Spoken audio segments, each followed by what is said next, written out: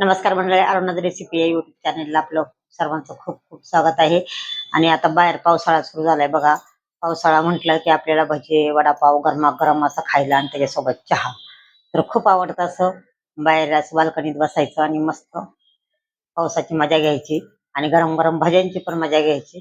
तर चला, आज आपण करूयात मुगाच्या डाळीची भजी.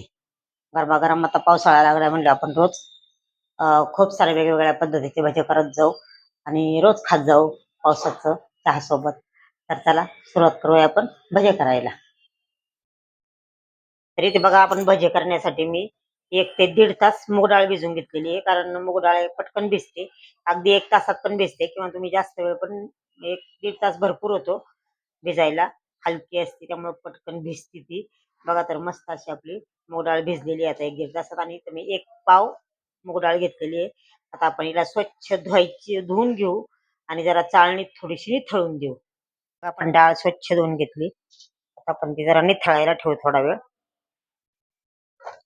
तसं बघा, पातळ जरी झालं तरी आपण बेसन पीठ तर नाही टाकता येत मुगाच्या भाज्यांच्यात, पण तांदळाचं पीठ टाकू शकतो.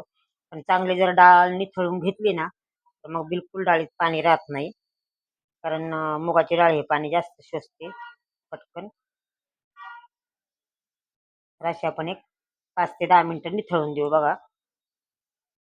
तर इथे बघा, आपल्याला भाज्यासाठी काय काय लागणार आहे. मी 1 कांदा घेतलाय मोठा बघा, बारीक चिरून घेतलाय. आपल्याला कोथिंबीर पाहिजे, मीठ घेतलंय चवीनुसार, धना पावडर घेतली, मिरची घेतली, गरम मसाला तुम्हाला हवा असेल तर टाका किंवा टाकू पण नका. आणि हिरव्या मिरच्या आणि थोडासा लसूण घालायचा, कारण लसणाने छान फ्लेवर येतो. तुम्हाला अद्रक वापरायचं असेल तर तुम्ही अद्रक पण वापरू शकता, पण मी इथे अद्रकच्या ऐवजी लसूण घेतलाय. तर लसूण वापरा तुम्ही. चला, तर आपण आता मूग डाळ तर इथे बघा, आपण मूग डाळ चांगली निथळून दिली आहे. आणि आता आपण वाटण्यासाठी इथं घेऊयात. मी मिक्सरच्या भांड्यात घेतले बघा. आणि जास्त बारीक नाही वाटायचं, असं जाडं भरडं थोडं थोडं वाटायचे आपल्याला. आणि त्यामध्ये आपल्याला इथे मी 2-3 मिरच्या घेतल्यात बघा, आणि थोडासा लसूण घेतलाय. हे आपल्याला त्यासोबत वाटून घ्यायचे. अशा प्रकारे आपण डाळ बघा जाडसर अशी वाटून घेतलेली आहे. अगदी बारीक नाही करायची, अशी भरडी भरडी ठेवायची, थोडीशी थोडीशी जाडसर अशी बघा.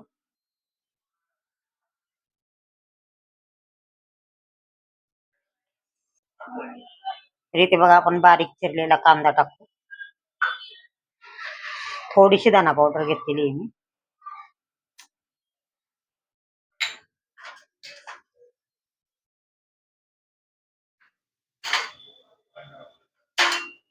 गरम मसाला, लाल मिरची पावडर,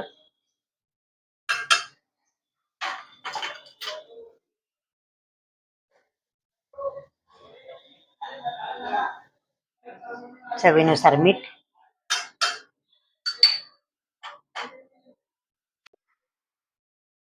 भरपूर अशी कोथिंबीर घातली बघा. सगळं मिक्स करून घेऊ. आपण बघा, तांदळाचं पीठ घालतोय थोडस, कुरकुरीत भाजी होते तांदळाच्या पिठाने. आणि हे सगळं चांगलं मिक्स करून घेऊ. इथे बघा, आपलं तेल कडकडीत तापलंय. आपण थोडस सोडा नाही टाकलेला, त्यामुळे आपण थोडस गरम तेल टाकू बघा. मी 1 चमचा घेतलाय, हा आपला भाजीचा चमचा असतो, अर्धा चमचा घेतलाय. कुरकुरीत भाजी होती बघा तेलाचं मोहन टाकल्यावर.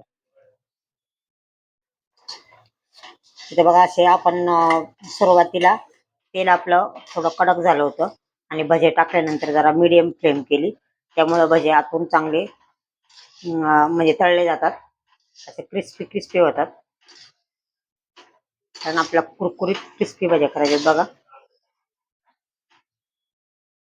हे आपले भजे आता झालेले आहेत बघा. हे जे बुडबुडे निघतात ते कमी झालं का म्हणायचं, आपले भजे पूर्ण तयार झाले.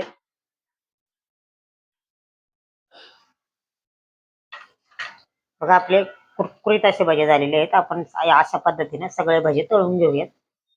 मूग डाळीच्या भज्यांची आपली प्लेट तयार झालेली आहे. बाहेर मस्त असा पाऊस पण चाललाय बघा. पण मी चहा घेत नाही. मी चहा घेत नाही त्यामुळे मी सॉस घेतलाय. मस्त अशा मिरच्या तळून घेतल्यात आणि मस्त असा ताव मारू आपण सगळेजण. तुम्ही नक्की पावसाळ्यात करून बघा आणि मला कमेंट करून कळवा की आपले भजे कसे झालेत. एकच नंबर झाले असतील बघा. मी खाऊन बघते.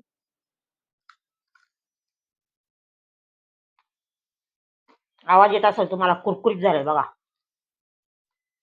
फार कुरकुरीत झालेत आणि खूप मस्त झालेत. तर आपली भजी तुम्ही करून बघा आणि मुगाच्या डाळीची वेगवेगळ्या पद्धतीची भजी करता येतात. तर ह्या पण नाही तर आपण थोडी डाळ बाजूला ठेवून त्यात मिक्स केली तरी चालेल.